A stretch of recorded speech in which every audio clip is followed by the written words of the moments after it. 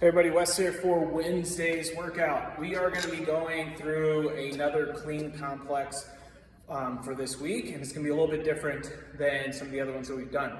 You're going to have 6 sets where you're going unbroken through these 3 different positions. We're going to have a high hang position, an above the knee position, and a below the knee position, but none of them coming fully from the floor. We'll then, in the workout, be doing hang power cleans where we're ascending in weight as we go through our different rounds. So going through these different positions can help you in the workout, because now if the weight is lighter, a high hang might be more efficient for you. And then as the weight gets heavier, you may start using more of that towards the above the knee position, further and further down, but still above the knee, to get a little bit more hip power so that you can lift that heavier weight in our hang power cleans. So first, gonna go over those 3 positions. First one we're very familiar with now, that's our high hang. So we have our bar in our regular position like we're about to do our cleans. And what we want to focus on is as we dip, keeping the chest vertical, not bending over, right? Because that's what we're going to get more into when we hinge and are above the knee. But we want to push those knees out, chest stays high, boom.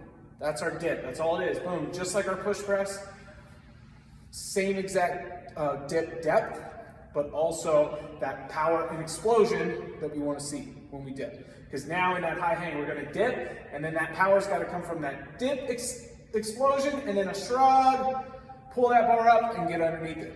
Okay, so we'll do 1 high hang. You will then go to 1 above the knee. So we can go anywhere above the knee, but we're going to now hinge down and try to get back up into that same position that we were just in with our high hang.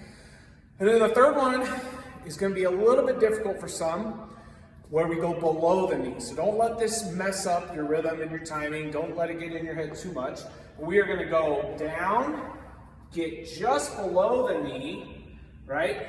And you've seen this in your regular power cleans, but now when you come up, don't just let that chest come up and start swinging it around your knees.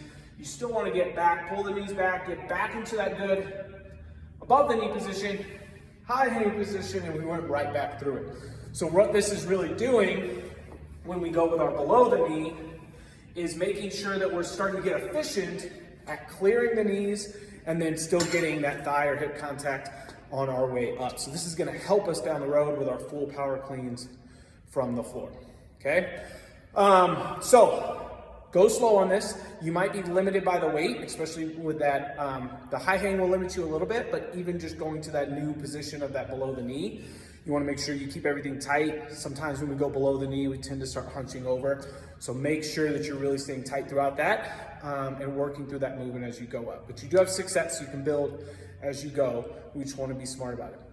Then in the workout, we have a 4-time 15-minute cap of an 800-meter run, 20 hang power cleans, 400-meter run, 15 hang power cleans, 200-meter run, and 10 hang power cleans. Like I mentioned earlier, those hang power cleans are going to be going up in weight as you go, and you might be able to start with a high hang for your hang power cleans and then progress to an above the knee as it gets heavier. One thing to note here is, even though we worked on below the knee for the strength, you will never be using below the knee in these workouts for our hang power cleans. If we're going below the knee in a workout, in the conditioning piece, it's going to be a power clean from the floor. We won't be getting into that stop our momentum below the knee and then go. So we're going to be doing this in the strength and some skill work, but not in the actual workout part. So you're either doing a high hang or you're doing that above the knee hang power clean for the workout. We want to try to keep those hang power cleans to 2 to 3 sets. So pick your weight accordingly for that. And then our runs will be sort of our normal pacing that we've seen. So we want to keep our 800-meter run to about 4 minutes, 400-meter run to about 2 minutes, 200-meter run to about 1 minute. So we can scale those distances as needed for this running day. Last thing is you got to figure out when you are going to change your weights. So I'm guessing most people, we're going to go through the cleans, or we're going to have that run. We're going to come into our cleans, go out for the run, second run, come back. Change our weights, but it's totally up to you. If you want to use that time before the run to change your weights, you could do that and then come back and be ready to go and have that bar ready. So have fun. This one's going to be good. We're working on our skills with those cleans, and then we get some running in too. So lots of fun. Have fun. See you on Wednesday.